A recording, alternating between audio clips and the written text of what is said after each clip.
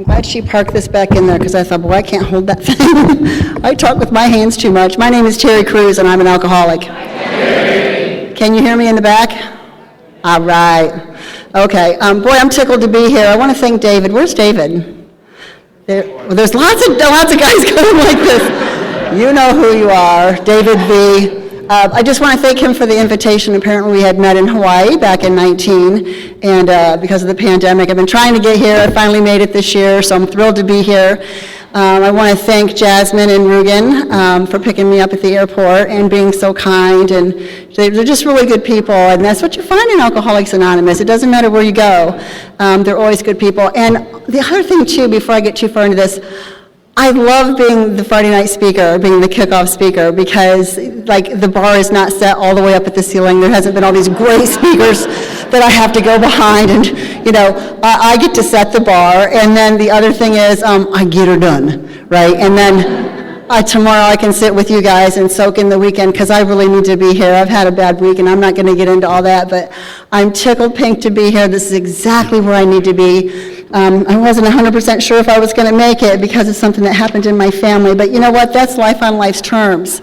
And Alcoholics Anonymous doesn't promise me that life is going to be a bowl of cherries, that it's always going to be peaches and cream and rainbows and unicorns. Sometimes life sucks, and my life has kind of been sucking a little bit lately, but you know what? With AA, I've got a toolbox full of tools, and I've got people all over the place that have held my hand and walked me through that. And so I'm just really grateful for this program because it just gave me a design for living, right? So I come into AA and I learned how to dress like a lady and how to talk like a lady, and you clean it up. You clean up that potty mouth and you clean up the outside, and then we clean up the way that we treat people, we clean up the way we treat ourselves, and life starts getting better. Every day it gets a little bit better, and you keep just doing the next right thing, and you find yourself at the right place at the right time, and the right people show up when they're supposed to, and you just get into the flow of life. You get into the stream instead of trying to go upstream like I have my whole life. You get into the flow of it, right? And things just keep getting better and better. I do have a home group. I'm from Woodville, Ohio, so my home group is Woodville. Saturday night as Bill sees it. So if you're ever in Northwest Ohio, look me up. I will hook you up for the best meeting in town. We get people who come from Toledo and Perrysburg and Fremont. I know that's Greek to you, but they come from all over to attend our little meeting on Saturday nights, and I'm just really proud of it. I brought that meeting to Woodville in 2008 because very selfish reasons. I didn't have a driver's license, and I needed an AA meeting in my hometown that I could walk to. So I started that meeting, right, under selfish pretenses, and it's turned into a really cool thing. I have a sobriety date. It's October the 17th, 1993, so I'm coming up on 30 years in a couple weeks. Thank you. Thank you so much. I really do appreciate that. It shocks me. I still can't believe it. And we were going to go to Hawaii to celebrate, my husband and I, and because of what happened in Lahaina, God bless their souls, we had made the decision to cancel the trip, and so I just thought I was going to be working. And he snuck and got online and got us tickets to go to New York, so I'll be spending the Tuesday the 17th at Stepping Stones, Bill Wilson's retirement home. And so I've never been there. Akron's in my backyard. I go to Founders Day every year, but I've never been to Stepping Stones, so I'm pretty excited about that. And anyway, let's just get into this thing, shall we? Why are we here? So David asked me to talk about step 1 to you guys, and I love the Woodstock format. I mean, I know I'm singing to the choir. I mean, I'm looking out here. How many people here tonight are in their first year of sobriety? Okay. All right.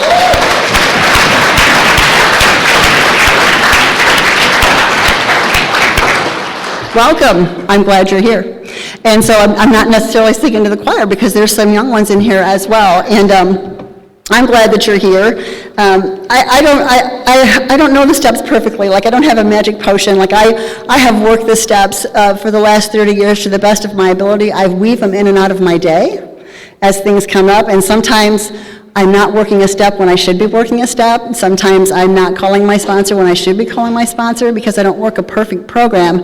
But I'm still sober, so I must be doing something right. I don't know. But so let's talk about then, so the first step, we admitted we were powerless over alcohol, that our lives had become unmanageable. how does this apply in my life, and how did I take this step? And so I kind of want to talk about the impact that alcohol had on me. When I was younger, growing up in a single-parent home with an older sister, it was just me, my mom, and my sister. So my father was, he was an electrician, he had a really good job, and he worked, I don't know, at a fiberglass company. But anyway, he was never there, and so it was just me, my mom, and my sister, and I just remember as a child feeling very left out. I didn't have a lot of friends. I didn't make friends easy. I don't remember like family vacations and dinner at 5 o'clock. Like there was no routine. There was no sense of normalcy. There was no, and in Woodville in the 1970s, like when I grew up in the 70s, like, we left our doors unlocked, the windows were open at night, you could leave your bicycle out in the front yard and it'd still be there in the morning. And it was just, it was a different time. But there was something about me that was different. And so when I consumed alcohol, right, so this is, I was probably 14 or 15 the first time I got good and drunk. But when I consumed alcohol, it rocked my world. It took away all of those feelings of, that trying to, a square peg trying to squeeze into a round hole. Like I never felt like I fit, but under the influence of alcohol, when I was under the influence, that all changed for me. And there's a line here in the doctor's opinion. This really sums it up for me in a nutshell. I mean, this screams Terri Crews. It says, I don't know my Roman numerals. Okay, somebody translate this. XXVIII. 28? Is that 28? Thank you. So I should know that because I have that coin. Men and women, I do. I have a 28-year coin. Oh, gosh. Okay, page 28. Men and women drink essentially because they are like the effect produced by alcohol. The sensation is so elusive that while they admit it is injurious, they cannot, after time, differentiate the true from the false. To them, their alcoholic life seems the only normal one. They are restless, irritable, and discontented. Does anybody get that? Can you relate to that? Right? Isn't that what we are? And then what happens when we consume a little bit of alcohol? That first one, right? Takes the edge right off. And so we're restless, irritable, and discontent unless they can again experience the sense of ease and comfort which comes at once by taking a few drinks. That's me in a nutshell. That is exactly who I am. And so what sets me apart? So, like, it's the first drink. It is not the 7th, the 10th, the 15th. If you were going to get hit by a train, is it the caboose that takes you out, or is it that engine, right? It is the first one, because for a girl like me, it sets in motion a phenomenon of craving. Like, why can't I drink like a lady? Why can't I drink like my husband? Like, he can have a beer and then be done. Like, I can't do that. I can't drink like a lady. Once I start drinking, for me, this phenomenon of craving sets in, and I can't stop. And so at age, I would say I was probably 18. I was 16 years old the first time I had a blackout. The first time I got good and drunk, I had a blackout. Now, social drinkers don't have blackouts. Only alcoholics have blackouts. And I'm having blackouts at age 16, the first time I consciously remember getting drunk, right? And so the blackouts would continue. I was a blackout. Any blackout drinkers in the room? Right? I'm with my people. And so I was this blackout drinker. And so when I'm blacked out, oh my God, is there any tequila drinkers in the room? Any girls know what tequila does to us girls? And yeah, so I was a bad blackout drinker. Like back then they didn't have cell phones, thank God, or Facebook. None of this was documented, okay?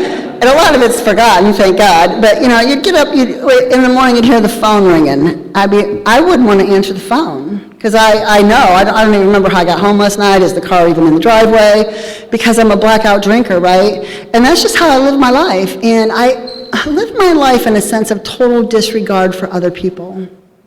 Because it was all about me. It was always all about me. I was very selfish and self-centered by nature. And I mean, for years I have been that way. The default in my brain, the mode is set to Terri. Every morning I have to get up and ask God to help me get out of self. And the best remedy I've found for that is to work with others. That's just what has worked for me, is to get out of self is when I'm helping other people. I read something really interesting on the way here. It said, hurt people, and healed people, heal people. I thought, oh, I love that. I'm going to try to remember to say that tonight. And I just remembered. Yay! And I know, wait till you get my age, man. I was like, oh, I don't even know where I was at 2 days ago. But anyway, so my life is spinning out of control. I'm 18 years old. I managed to graduate high school. I don't know how I did that. I've always done just enough to get by, just enough to keep that monkey off my back. And I managed to graduate from high school, and by then the drinking, man, it really started to spin out of control. I'm drinking on Friday, I'm drinking on Saturday, I'm drinking on Wednesday to break up the middle of the week, I'm drinking on Monday because it's Monday, and I'm going places, I'm waking up in strange places. Have you ever opened your eyes and looked around and thought, I don't recognize this wallpaper. Like, I don't recognize him. Like, where am I? And it was a way of life for me. And it got so bad, like, I could have gone missing and, like, nobody would have known because, I'd burned all my bridges. Towards the end of my drinking, nobody even cared. Nobody cared.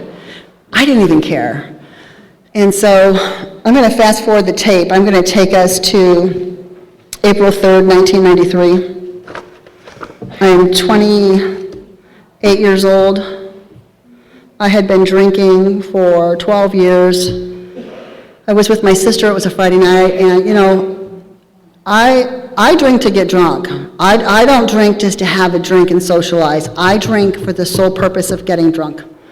And it was Friday night. I had left the house around 5 o'clock. I went and picked her up, and we proceeded to go bar hopping. And so by midnight, I don't know, what is that, 7 hours, 6, 7 hours, I'm not in a blackout yet because I have a pretty good tolerance. I've been at this for 12 years. And I could keep up with the boys. I was very proud of that. And I was a beer drinker primarily, but if someone was doing shots, like I'm in on that. But for the most part, I was a beer drinker. And so I'd been drinking a lot of beer that night, and my sister and I hopped in the car, and we were moving to another bar. And I was probably 2 or 3 miles from the farmhouse where I had just spent 10 years of my life, right? I had moved there right out of high school and still lived there. And I entered into a curve. It's not even a sharp curve. You don't even have to slow down for this curve, but you do need to turn your wheels to the right if you're headed toward Elmore. And I was arguing with my sister Pam. I took my eyes off the road. I said something to her. And I entered into that curve, and I just continued to go straight on a forward path, and I struck an oncoming car, and I killed a 14-year-old boy that was sitting in the back seat directly behind his mother, the driver of that car. And I gotta tell you, man, it was as bad as it gets. And I don't want to paint a picture of a young woman who was unremorseful or that didn't care, because I did. But I would just say that I was as remorseful, and I took as much responsibility as I was emotionally capable of doing at that time in my life, because I had the emotional intelligence of a 14-year-old. Like, I really did. And that thing was so big and so ugly that I didn't know what to do with it. And we talked about this earlier, me and Jürgen. It's like, well, maybe if you just ignore it, it'll just go away, right? Like, don't think about it, don't talk about it. Like, maybe it'll just go away. And like, that stuff doesn't do that, right? It festers. And so in the summer of 1993, I had several court appearances. I had a pretrial, an arraignment, and a this and a that. And I had never been in that kind of trouble before. I mean, I'd had a couple of DUIs over the years, but I had never committed a felony. So I was going to the common pleas court. And the local media, which would be out of Toledo, Channel 13, Channel 11, and 24, had all got permission to attend all these hearings and record them. And so I was on TV. I was on the front page of the Toledo Blade, Fremont News Messenger, Port Clinton News Herald, all local media outlets. And this was in '93, so this was before the onset of the electronic devices. I don't know if that's a good thing for me, but I guess it probably was. And I became very notorious, the one that everybody wanted to hang, like mob justice, right? Like, it got to where I couldn't even go in a grocery store. And I would see people whispering. I would hear people whispering. I remember being at the swimming pool that summer. just hanging out at the Woodville Pool where I grew up. I spent every summer of my life there. I thought, well, that'll be a nice place to go today. And some woman saw me, recognized me, and grabbed her child and took off and went like to the other side of the pool with her, and got her moved. And like, we're not bad people, right? We're sick. But I was so hated and so loathed. And so I get to this hearing, the final hearing was in October of 1993. Judge Paul Moon in Port Clinton could have given me 2 to 10, 3 to 10, 4 to 10, or 5 to 10. Those were his 4 options that he had to choose from. Mothers Against Drunk Drivers got involved, so the courtroom kind of looked like this. There was probably 300 people in there. Nobody really knew anybody. They had come down from Pennsylvania and Indiana and Michigan to support this family, right? Because that's what they do. And the only person I wanted in the courtroom was my mother. And I can remember at my sentencing hearing, Judge Paul Moon berated me, humiliated me. The jury box was full of the media. There wasn't an empty seat where those 12 seats where the jury would normally sit was packed with media. And so he had to put on, it was being recorded. And so he, told the whole Northwest Ohio what I was. And basically confirmed what I already thought about myself, right? And just kind of put it out there for the whole world. And then he gave me 4 to 10 years. And I know this sounds crazy, but I was relieved because I expected 5. And the thing about the end of that hearing that really, here we are like 30 years later, and the thing that resonates inside my head is my mom's screams echoing off the tall ceilings in that courtroom when they came at me with handcuffs and they were leading me away. And, I don't know about you, but I always used to say, well, I'm not hurting anybody but myself, right? This is my life. How am I bothering you? That's not bothering you. And here I had hurt my mother worse than I'd ever hurt her before. And the boy's mom was sitting at the defendant's table sobbing uncontrollably. And I'm numb. I cannot feel a thing. All I want is to get out of there and lock me up. Just get me away from the cameras and the people. And so they took me next door, put me in the county jail, where I sat for about a week, and then while they prepared my paperwork and I wrote out. And the sheriff took me down to Marysville in central Ohio, down by Columbus. A place called Marysville is a maximum security prison for women. It's the only one. There are 2 other prisons for women, but those 2 are minimum. So this is where everybody gets processed through, and it's where the worst of the worst go. And that's where they had taken me. Is that like a bug? Like, okay, because I'm not like seeing things. Okay. But why? There's like this black flash over here. Okay. Thank you for confirming that. I've been up since 5 Eastern, but it was 2 a.m. here when I got up this morning, so I had Carl got me some coffee, bless his heart, and to keep me together here. But anyway, so I get down to Marysville, and I am out of my league. I'm a manipulator. I use my good looks to manipulate men for free beer. That's what I do. That is the extent of my criminal activity, that and drinking and driving, to get from A to B. That's what I do. And it was like, I was like a fish out of water, man. I was like, oh my God, I can't possibly do this. So I thought, I know what I'm gonna do. I'm just not gonna talk to anybody. I don't want any friends. I would never be friends with these women out there, so I just don't need any friends. And my hair and my makeup became very important, right, in the penitentiary. Like, I guess I thought, like, if I could just fix up the outside, I could fool you, and like you would think I was okay on the inside, right? And so I would do my hair and my makeup, and I would iron my state pants, and I had the little creases down my pants and all that jazz.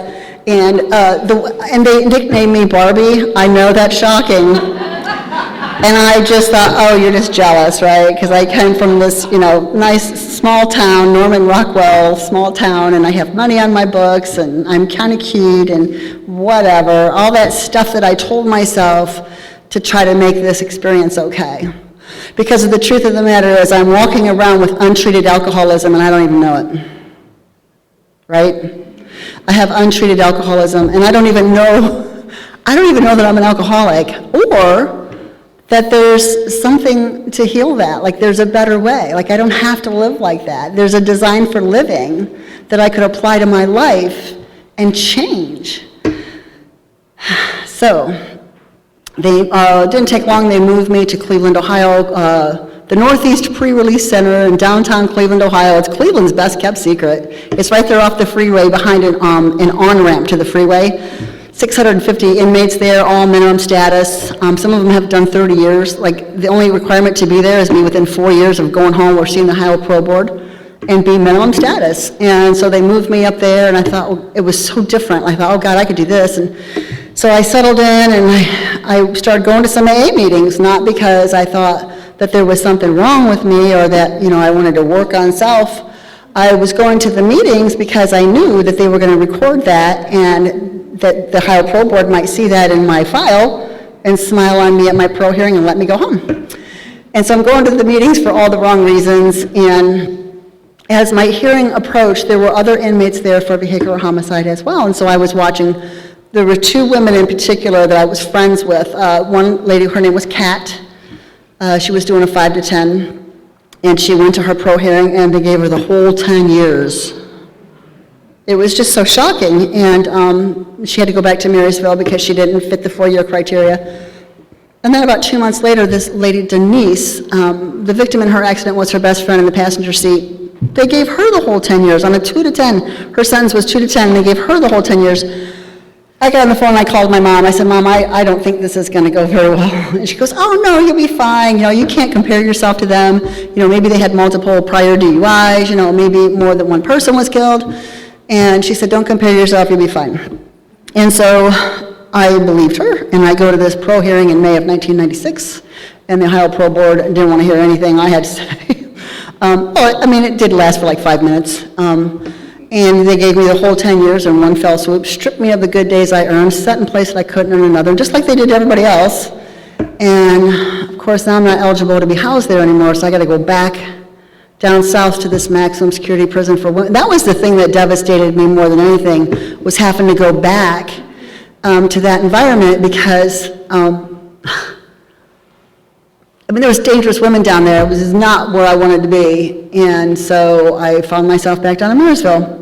And, for me, it was kind of like a survival mode. I had the staff down there fooled. I had them all thinking, oh my gosh, she's just this nice, sweet girl from the country. I had a high school diploma. Like, if you have that thing in prison, that thing is like gold. You will not sling a mop or flip a soy burger. They will find a real job for you if you have a high school diploma. And they found this real job for me, and I was working for Lieutenant Wasmer in the count office. I had my own office. I had my own typewriter and desk. I'm dating myself. I had 3 inmate runners that were assigned to me. They worked underneath me, and they were inmates as well, like I was, and their job was to sit on a church pew out in the hallway outside my office until I would whirl around and say, I need a runner. And if there was one back outside on the pews, they could then step in, take this very important document that I had just typed up, go get Lieutenant Wasmer to sign it, and go run it. Now, if that does not feed your ego in the penitentiary, I don't know what will. And there I was, trying to be all I could be in the penitentiary, right? And so one day I typed up all these bed moves, and it was like 3:30. And what I was doing was bringing the inmates in from admissions, like where the counties had dropped them off that day, bringing them in from admissions, and then doing seniority moves around the compound. And I had typed up 15 or 20 bed moves, and it was 3:30, there's this 4 o'clock count, and I couldn't find Lieutenant Wasmer, the runners were all gone. I was freaking out because the books would be wrong if these girls didn't pack their stuff and get on the beds they were supposed to be on. That 4 o'clock count would never clear. And so I ran into the tie office next door, and there was Miss Floyd. And now she was not an inmate, she was an employee of the state of Ohio. And I loved this woman. She was so nice to me, and she, every lock of hair was always in place. She never wore the same dress twice. Like, she was the epitome of the woman that I wanted to be, right? But she was the real McCoy, and I was perpetrating a fraud.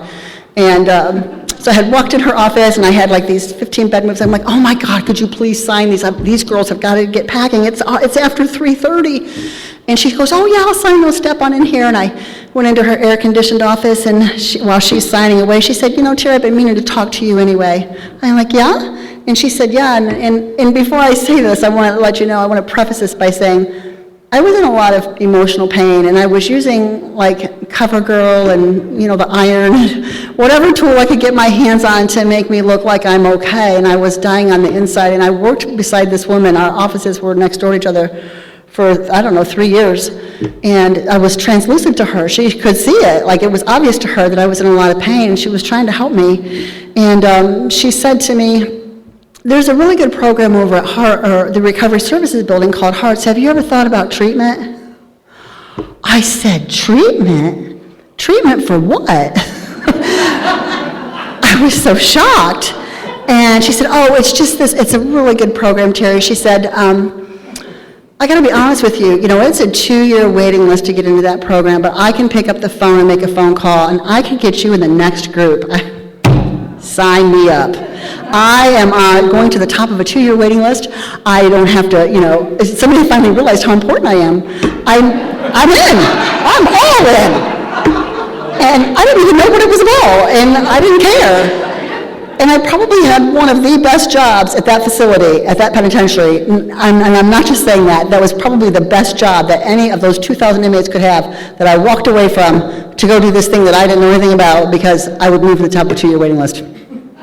That's how my brain worked. Like, I was So anyway, she made the phone call, and there were like 3 different groups that were running simultaneously, and there's only like 15 inmates per group, so only 45 inmates every 5 months got to go through this out of 2,000, right? And if you do the math, like probably 1,800 of those 2,000 are there for drug or alcohol-related crime based on stats, and we're giving treatment to 45 of them every 5 months. I don't know, but anyway, I can't solve the world's problem. I'm still trying to solve my own.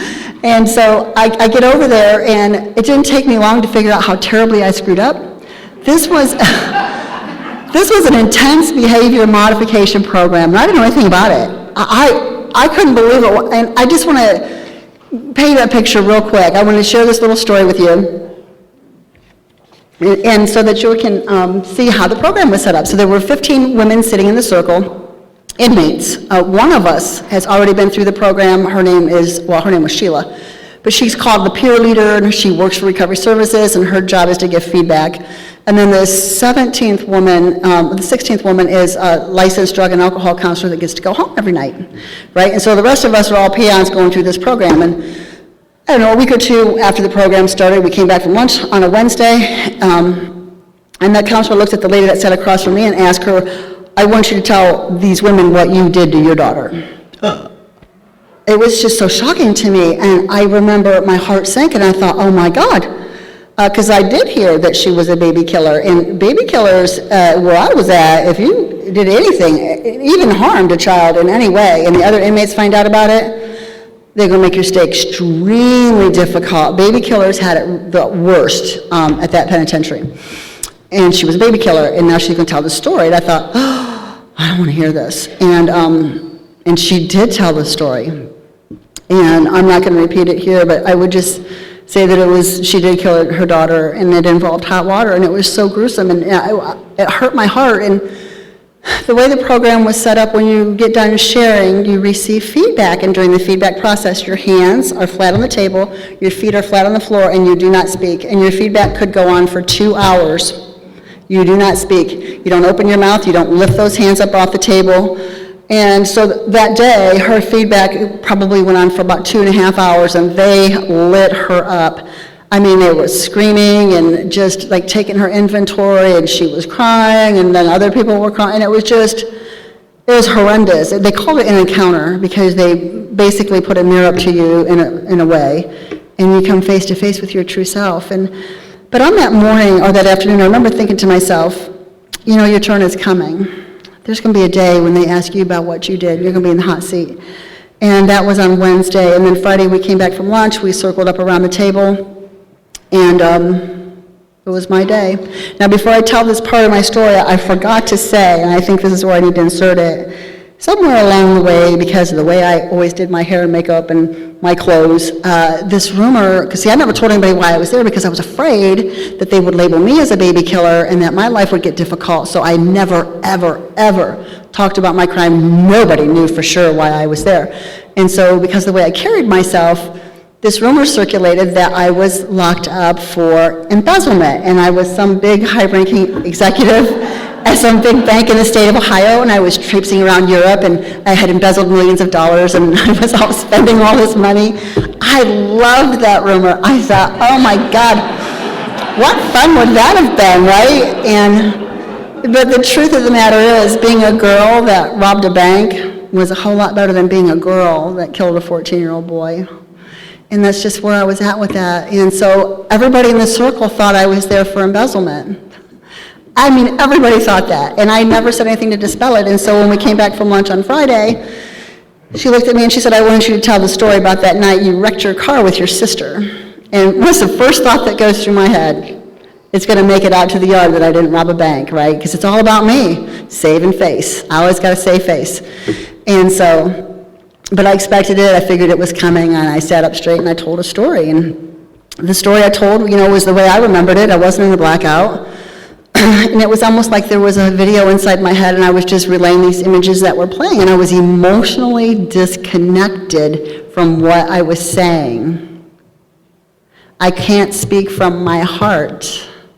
Everything that comes out of my mouth comes out of my head, always. And that's a bad place, because that's where my alcoholism is. There's the ego up there. There's all these committees up there. It's just not even a safe place, particularly then.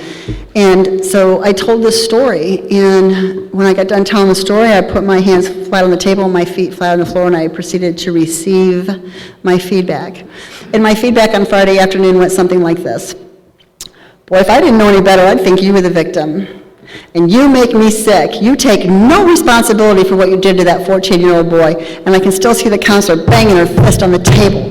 Do you want to save face or save ass? Because you cannot save both. And I wanted to save both.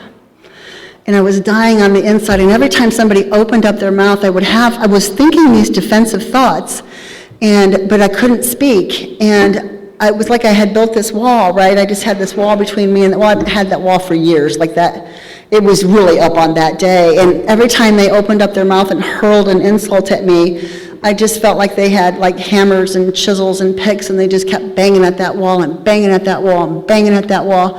And at one moment on Friday afternoon, I just had this one brief moment, like it just seemed to me like a beam of light made its way through the wall and pierced me right here in my heart. And I had a moment of clarity where I saw everything from a different angle. And the thought was, oh my God, what have you done? Because I could see it from a different place. And then the next thought that came behind that was, this is not the time to get vulnerable. So I quickly shut that down and let that go. And I kept staring at that clock and staring at that clock. I couldn't wait for the 4 o'clock whistle to blow, and finally it did, and I jumped up and I grabbed my book and I went to dart out the door, and she said, not so fast. That counselor, her name was Betsy Johnson, she said, not so fast.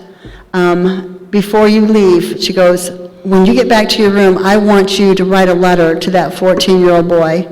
And I was all crying and teary-eyed, and I couldn't believe they spoke to me like that. And I'm telling her, I'm like, well, it'll all be wrong. I don't know what to say. I'm not doing that. And she's like, well, you're going to write a letter, and you're going to bring it to a group Monday. I don't care what it is. You bring whatever you write. Oh, and one more thing. When you get back to your room, I want you to wash up that makeup. I don't want to see any more makeup on you. Stop curling your hair and ironing your clothes. I just want you Ella Naturelle for the next 2 weeks. And I remember leaning into her face, and I got her nose about that far from the tip of my nose, and I said, whatever. I mean, I was so mad. That was the one thing. If you're going to, I was 5 years into my incarceration at that point, and that was the one thing that made me feel good about myself, was to clean myself up and to look good. And she's telling me to stop, just stop doing that. And I get it today. I'm just like peeling away the layers of an onion. Like, I get it, but no, it was hard. Oh, and then she also assigned me to the door for the AA meeting every Tuesday night. I'm like, what? I got to shake everybody's hand? And I'm just thinking how gross and disgusting, and how I got to wash my hands like every time. Like, it was just weird.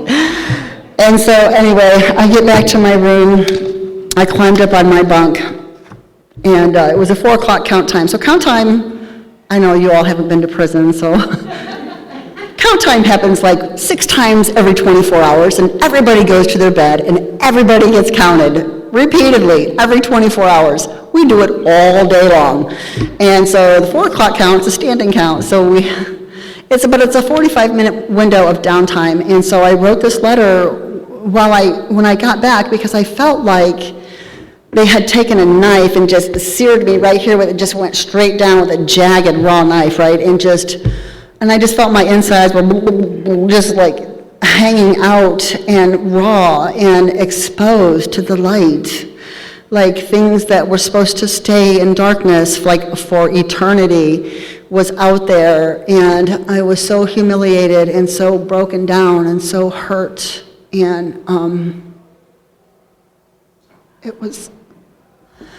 so I wrote this letter to this kid when I was in that space, because I wasn't in my head. Guess where I was? It was in my heart. And I wrote this letter, and I told him how sorry I was, and that, I said, you're not going to get to graduate from high school. You don't get to go to your senior prom. You don't get to get your driver's license. You don't get to marry a wife. You don't get to make babies, right? Because I have taken all these things away from you and so much more. And I meant it, and I said it from my heart. And so, one of my favorite lines in the Big Book is on page 30. Bill Wilson, referencing this again, says, we learned that we had to fully concede to our innermost selves that we were alcoholic, right? To our innermost selves, and that takes us back to the first step. So where do we concede this? When he's very specific when he says our innermost, not just ourselves. We concede to ourselves, or he says to our innermost selves. So what's Bill talking about? Where is this place? Where do I concede to my innermost self? Is it up here? No. Down here at the seat of the soul, right? At the soul level, down deep in our gut. That's the place. And that's where I was getting the work done. And so Monday morning we get back to group, we circle up around the table. I looked at the counselor, I said, I've got my letter. She said, that's good. I said, well, I want to read it, because, I had made such a fool of myself on Friday, and I felt that the letter had come from my heart, and I was just looking for a little redemption, right? And she said, you will read the letter, but before we do that, is this getting feedback, or is it just me? Okay. So she says, I want to revisit group on Friday. I want you to tell the story about that night you wrecked your car, but this time I want you to tell the truth. I thought, man, you could have knocked me over with a feather. I thought, I can't possibly go through that again. And then the next thought behind it was, you know what, screw it. I'm never going to see these women again. Just tell the story. And so I told the story, and it was the same story that I told Friday. The facts of what happened in the road that night will never change, but what changed was my perception, right? Because I don't see things the way that they really are. I see things the way that I am. And the way that I am had shifted from Friday to Monday. And it just seemed to me like over the course of that weekend, like all that stuff, the hurt, the pain, the shame, the guilt, like all that stuff just kept coming up and coming up and coming up. It was right here in my throat. I was choking on my own crud. By Monday morning, I needed to have an emotional vomit and just get it out. Just let it go all over the table. And so I sat up straight and I told a story. And this time it wasn't all about me. It was about Jane Miller. I saw his mom. I saw her out of her car. I saw her in the road. I saw her running away from her car about 50 yards. And I saw her stop and bend over and put her hands on her knees, and she just let out this blood curling, like from the seat of her soul, because her only son was bleeding to death in the back seat of her car, and she could not save him. And she was a registered nurse at a hospital in Toledo, and she could not save his life. She couldn't even get to him. And that's what I did. And so I told this story, and I remember when I got done, I put my hands flat on the table, and I looked up to receive my feedback. She said, before we do the feedback, I want you to read your letter. And so I read the letter that I had wrote on Friday. And man, when I got done reading that letter, I looked up, and there were like 15 women looking back at me with eyes of compassion. And it was just like this really safe place. And for the first time in my life, I actually had felt this thing called heart coherence, right? Like I was in my heart. I was in a place that I'd never been, and everybody in the room was there too. And it was just a really safe place to unload that. And man, on that morning, I swear to God, I knew when I walked out of that room that day, I would never take another drink, that my life would never be the same, that I was going to enter into a life of service, and I had no idea what that would look like. And so, as the weeks progressed, because this was like a 4 or 5 month program, the lady Sheila, remember I told you there was like a peer leader that worked for Recovery Services, but she was an inmate, and she would sit in to give feedback, and her and I kind of became friends because Sheila, had like this snow white blonde hair and these like Paul Newman blue eyes, and she was always just so peaceful and always very happy, and everything was rainbows and unicorns, and it's going to be okay, I promise. And I may have shot my husband, and I've been locked up for 10 years, but I'm going to be okay, and you're going to be okay. Everything's okay.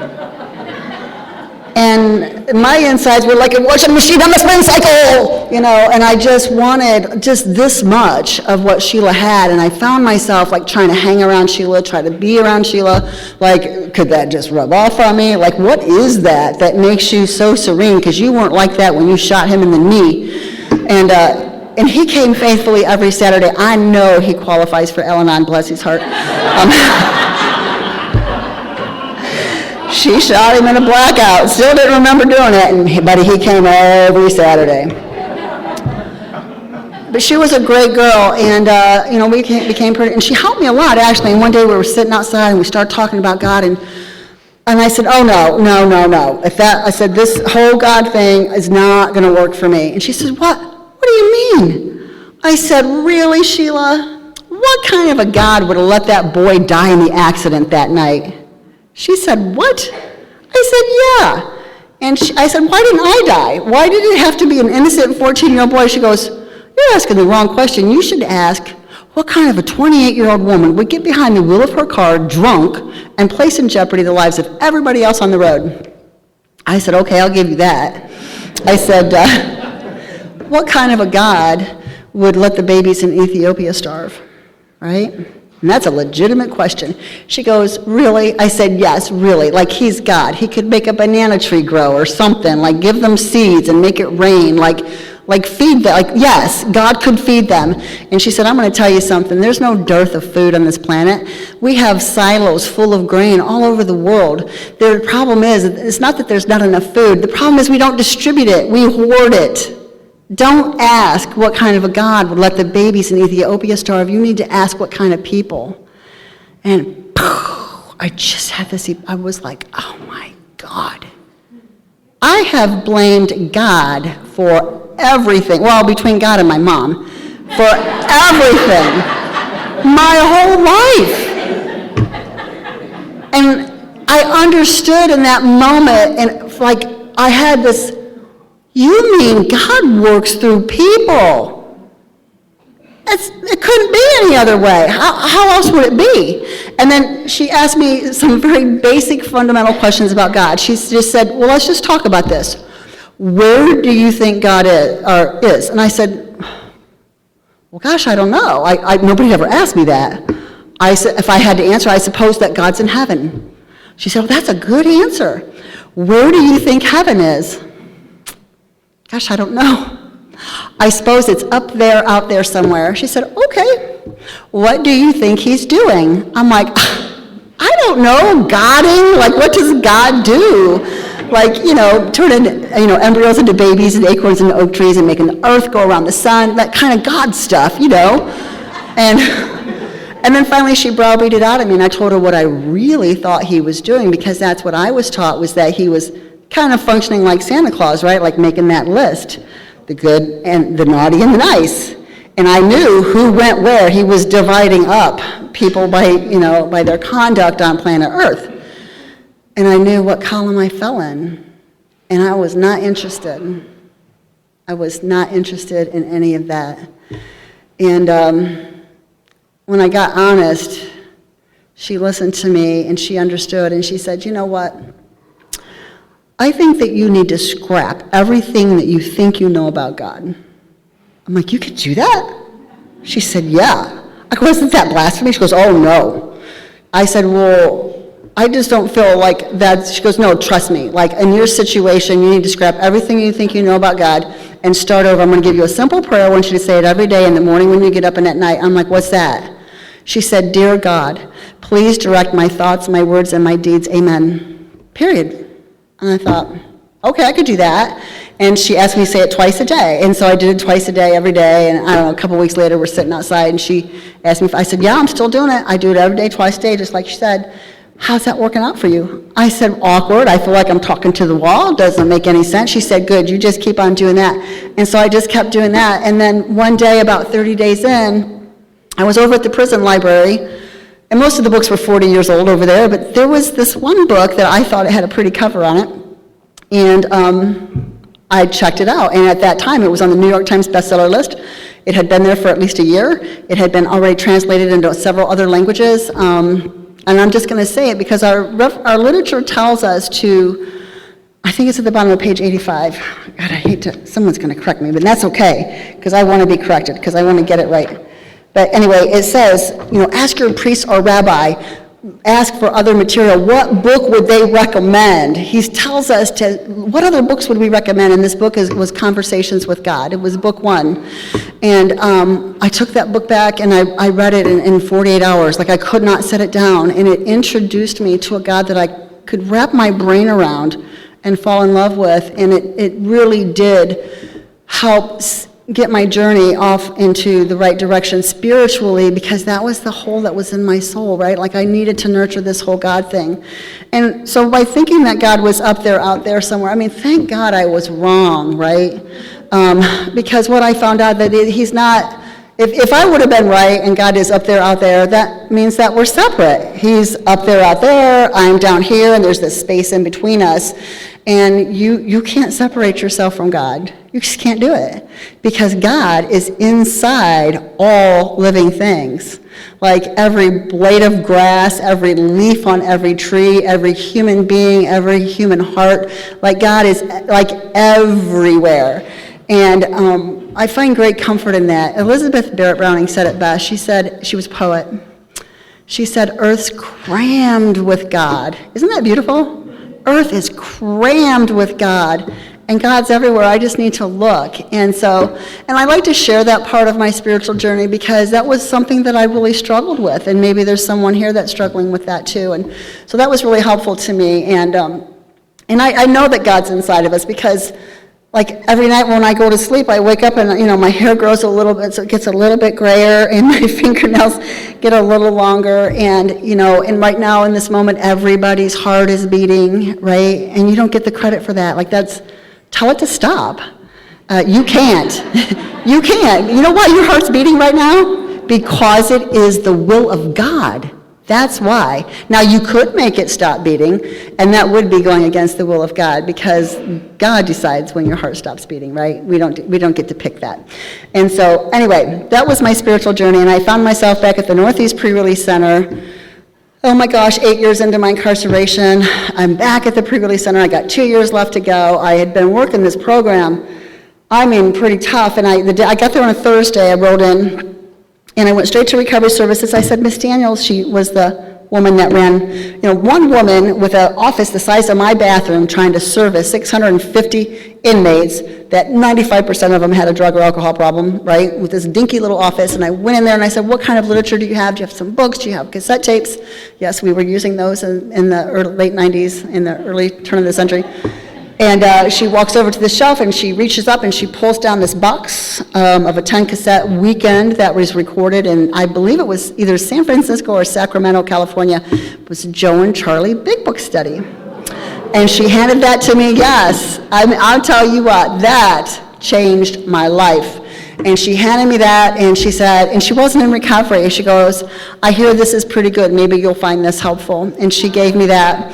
And so I went back and I put on my headset at the 4 o'clock count, because it's 45 minutes of downtime when there's nothing else to do. And I put in cassette 1, and it took me about 2 minutes to realize, oh my God, this is a little pot of gold, and it's on my bed. And I have it.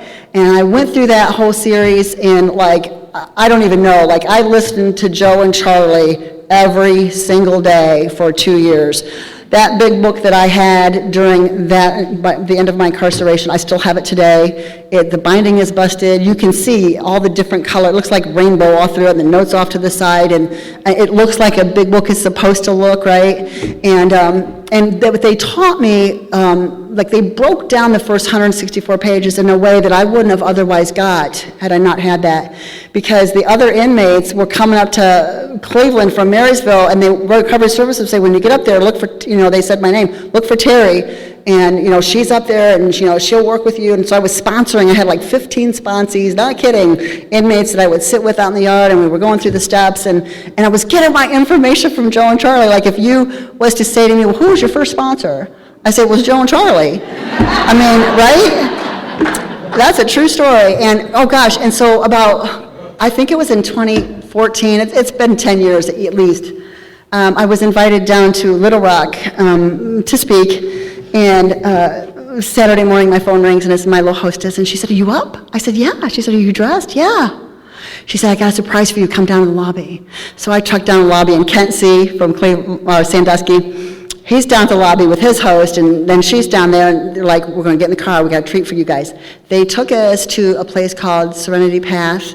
That was a treatment center started by Joe McHugh, one of the guys on the Joe and Charlie tapes, and he had just died like the year before, or within like the 8 months maybe of my visit there. And so his office, even the ink pen on the desk is in the spot where he had laid it the last time he sat at his desk. And I got like this private tour of the Serenity Path. And, I remember walking around that facility with tears in my eyes because, I hadn't even been home a decade, and here I am. How does a girl like me get from the maximum security prison for women in Marysville to a private tour of this place where Joe and Charlie, that I just couldn't even comprehend why God was blessing me so much. And every time I just kept getting more and more and more blessings, and my life just kept getting better. And I don't know where I'm at with time, but I think I feel like I need to speed up. So let's get out of prison. Let's go home. And so I'm just going to X a little section out. And October 19th, 2003. So I had served every single day of 10 years, right? And my mom was out in the parking lot waiting for me. It was Cleveland, Ohio, right off Lake Erie. So it was crisp and cool. All the leaves were peaking, full color. And it was a Sunday morning, and I was set free at 8 o'clock in the morning. And I got in my mom's car, and we were driving down the Ohio Turnpike. And it was just a very surreal, I felt like I had a tattoo right here that said, felon, and I kind of felt like there was this cloud above my head that said, she just got out of prison after 10 years. I don't know why I felt so self-conscious, but I did, and we stopped at this McDonald's, and we were just going to do a potty break and get a cup of coffee, because I really wanted to get home. And we're standing in this line at the McDonald's, and my mom had taken some cash out of her purse, and she was standing there holding this money, and I looked over, and I said, oh my God, what happened to the money? And my mom was like, she looked at her money, and she looked at me, and then everybody in the line looked at me, and the cashier looked at me, and my tattoo was flashing red.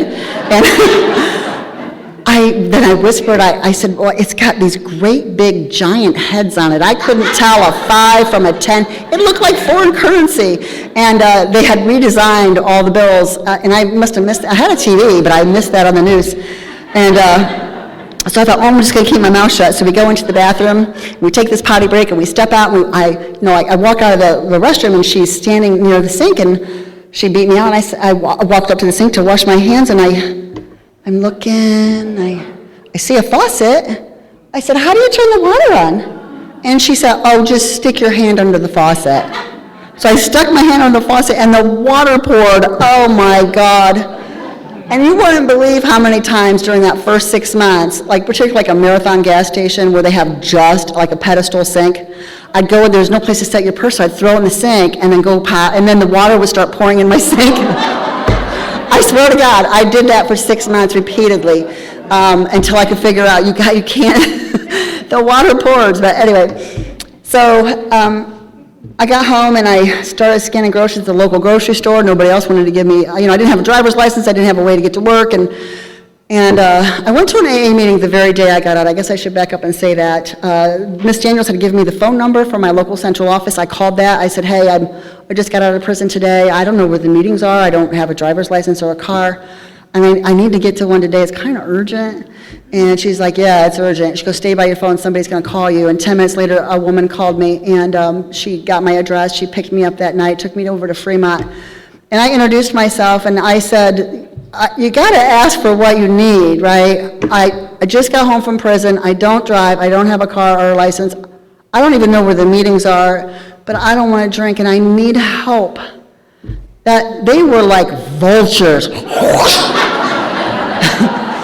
They did exactly what we're supposed to do. The women opened up their arms and sucked me in. And there was Linda, the air traffic controller, and Linda was like, now tomorrow night, you're going to take her over to Gibsonburg. On Tuesday night, you're going to take her to Genoa. On Wednesday night, you're taking her to Stony Ridge. And she gave everybody an assignment. And I didn't have anything else to do, so I was happy to go, right? And so I found out where the meetings were, who was the local women in my area, and I started going to a lot of meetings, and I started scanning groceries at the local grocery store, and then I ended up working for the local eye doctor, and across the street, it was really a fluke. Like, people came in and said, the eye doctor across the street is going to hire somebody, and I thought, I don't know anything about optometry. I'm lucky I got a high school diploma. Right? And they're like, oh, could you file or schedule an appointment? I thought, well, God, I could do that. Then you should go over there and apply. And then I made the mistake of telling the air traffic controller about this job across the street. And I don't know, 2 or 3 weeks later, she said, did you interview for that job? I'm like, oh, I'm not going to waste his time. Why would I want to waste it? What kind of a doctor is going to hire an ex-felon that did the kind of time I did? She said, yeah, when I pick you up Friday for that Toledo anniversary, you can tell me how it went. So you got all week long to go in there. I thought, oh, me and my big mouth. And so Wednesday, when I got off work at the grocery store, I walked over to the eye doctor, and the only person in there was the optician, which the doctor's older brother, who had polio as a young boy, and he drug a leg, and he was the one that needed the help. So the optician is not the doctor. The optician is the person that helps you after your eye exam. They assist you with your frame and your lens, if you need contacts, whatever. They basically are the pharmacist for the eye doctor. They fill prescriptions. And so he was the only person that was there, and I walked in and I said, my name is Terri, I'd like to introduce myself, and I understand you're going to hire, I want to apply, but before we do that, there's something I must tell you, because I didn't want to waste time. And that old man jumped up out of that chair and scared me half to death. He said, oh my God, I've been waiting on you for a month. Where have you been? I already know about all that. And it was a small town. You can't fart in Woodville. And so what happened was the doctor and the brother were asking a lot of people, we need to Bill needs some help. Who would you? And everybody kept saying, well, Terry's across the street. She'd be a good fit over here. I think you guys should get Terri. So I had the job in the bag. I just needed to go over there. And the moral of that story is, you see how I let fear holding me back, right? Fear held me back because I was afraid I would get rejected. And here the Holy Spirit had already gone ahead of me and made the crooked way straight. And all I had to do was walk through the door. That's all I had to do. And that's what God does. When you're about the next right thing and you take care of your business and you do what you're supposed to do, it comes together. I'm telling you, it works out. I don't know how it works. I don't understand how God works. I just know if you do what you're supposed to do, that things get better. And so I'm going to expedite that. I'm going to abbreviate a big section. And I did file for my driver's license in 2010. 17 years after the fact. I was never supposed to drive again, and the boy's mom showed up, and so did Channel 11, Channel 13, and I'm working for a doctor, and I'm on TV again 17 years later in 2010, and it was really hard. It was harder on me than it was my employer, but everybody in Woodville knew. It did not, I was so worried it would affect business, and it didn't affect business because everybody already knew. And people supported me. And so we have this hearing, and the boy's mom showed up, and my attorney said, I need you to fill the courtroom. So guess what I did? I was going to all the AA meetings before and after the meeting. Would you come to my hearing and support me? Can I get you to come? And then I had made these little things that had the date, the time, the location, had the address. Could you come? Could you come? And it looked just like this. It looked just like it did in it was the exact same thing, but it was the other side, because everybody that was there to support me. And that boy's mom got on the witness stand, and she said under oath, I know for a fact that that woman still drinks and drugs, and you cannot put public safety at risk and restore her driving privileges. And the old Terri would have been sitting there screaming on the inside, no, I've changed, you don't understand. But I didn't do that. I listened to her, because I understand that she can say things about me that are pleasing to her. It is not for me to say how long her grieving process should last, or even if she should ever forgive me, right? And it was pleasing to her to say that, and she said that. And so when it was all said and done, I didn't get my driver's license. I got an ankle monitor. That's what I got. Swear to God, I got an ankle monitor. And to the tune of $12 a day for 90 days. And it was in the summer. People were like, what is that on your ankle? Oh, that's my house payment. That's just, because that's what it cost. And I wouldn't let Eric pay. Like, I paid, it was the wreckage of my past. I used my money to pay the attorney, the old court fines, the ankle monitor, and then when the monitor came off, I had to switch to breathalyzers no less than once every 10 days at the local Woodville Police Department. Like, see, they worked with me, because Port Clinton is way up by Lake Erie, but they knew I couldn't get back and forth once every 10 days, so they was having me walk across the street from where I worked over to the police department and doing the breathalyzers there. And so after 3 years, we went back to court. I think it was in 2013, and same circus. Just a different day, everybody's there. I'm referencing the media now, recording this and putting it on the news. And I can still see the judge. He was like this. I have 3 years of scientific data that backs up her claim that she is, in fact, sober. And I do believe that it's in the interest of justice at this time, based on what she's been doing with her life, to restore her driving privileges. And we're going to do that today. Really? Yes, you can applaud that. And you know what? AA has been, in my life, it has changed my life in so many ways. When I say to you that it keeps getting better, I mean that. I'm speaking from my experience. And I don't do AA on the wayside. I don't some tiny kind of AA. Like, I am all in. I come all the way in. I sit all the way down, and I mean business. I sponsor a lot of women, and I tell them right up front, I don't sponsor in name only.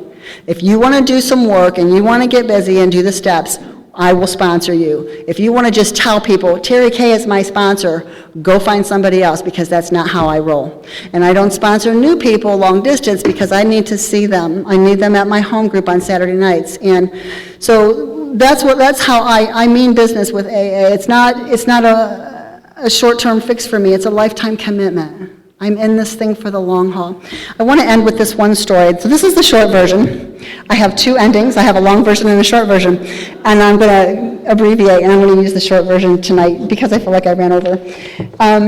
So I was in Reno, Nevada. This was before the pandemic. So I think it was in 19, it might have been 18. And I told my story.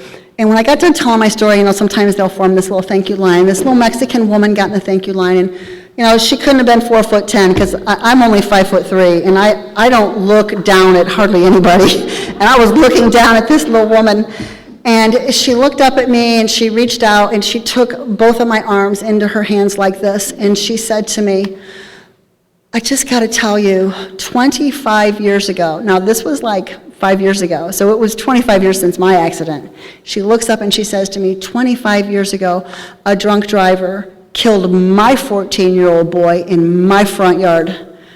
My heart sank. I thought, oh God, she's going to give it to me. And I got it coming. And so I opened up my heart and I prepared myself to listen to her. And then the next thing she said to me, she said, I just want you to know that I forgive you. I can't even tell you what that meant. And this total stranger. And I remember looking down at her, and I said, oh my God. I said, I think I needed to hear that. And she looked up at me with tears in her eyes, and she said, I think I needed to say it. Right? That's how this thing works. I want to thank you so much for listening to me. My name is Terri Cruz. Thank you.